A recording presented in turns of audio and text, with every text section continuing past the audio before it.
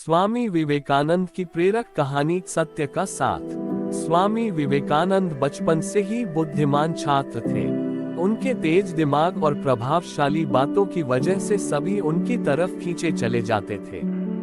एक दिन स्कूल में भी स्वामी विवेकानंद अपने दोस्तों से बातें कर रहे थे। बातों ही बातों में स्वामी उन सबको एक कहानी सुनाने लगे। उनके दोस्तों को कहानी अच्छी लग रही थी, इसलिए सभी ध्यान से सुन रहे थे।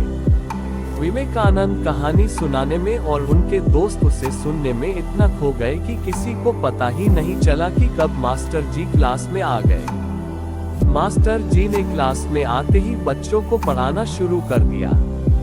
आगे बैठे बच्चे उन्हें ध्यान से सुन रहे थे कि कुछ ही देर में मास्टर जी के कानों तक विवेकानंद की हल्की आवाज पहुंची। उन्होंने ऊंची आवाज में पूछा कि कक्षा में कौन बातें कर रहा है। वहां मौजूद अन्य छात्रों ने विवेकानंद और उनके दोस्तों की ओर इशारा कर दिया। ये जानकर टीचर को गुस्सा आया।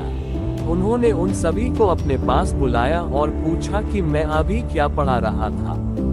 कुछ सेकंड तक किसी से कोई जवाब न मिलने पर उन्होंने हर बच्चे की तरफ देखते हुए सवाल पूछा।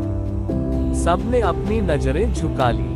तभी टीचर विवेकानंद के पास पहुंचे और कहा कि क्या तुम्हें पता है मैं क्या पढ़ा रहा था। उन्होंने मास्टर को सही जवाब दे दिया। तब टीचर को लगा कि इन सब बच्चों में से सिर्फ विवेकानंद ही ध्यान से पढ़ रहे थे, दूसरे बच्चे नहीं। ये सोचते ही मास्टर ने स्वामी के अलावा अन्य छात्रों को अपने अपने बेंच पर खड़े होने की सजा दे दी। सभी ने टीचर की बात मान ली और बेंच पर खड़े हो गए।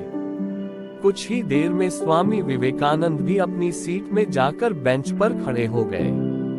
स्वामी को बेंच पर खड़ा देखकर मास्टर ने कहा कि मैंने तुम्हें सजा नहीं दी है, तुम बैठ जाओ। नजर झुकाते हुए विवेकानंद ने कहा, सर मैंने ही इन सभी छात्रों को बातों में लगा रखा था, गलती मेरी ही है। सजा न मिलने पर भी स्वामी विवेकानंद द्वारा सच बोलने पर सभी छात्र काफी प्रभावित हुए।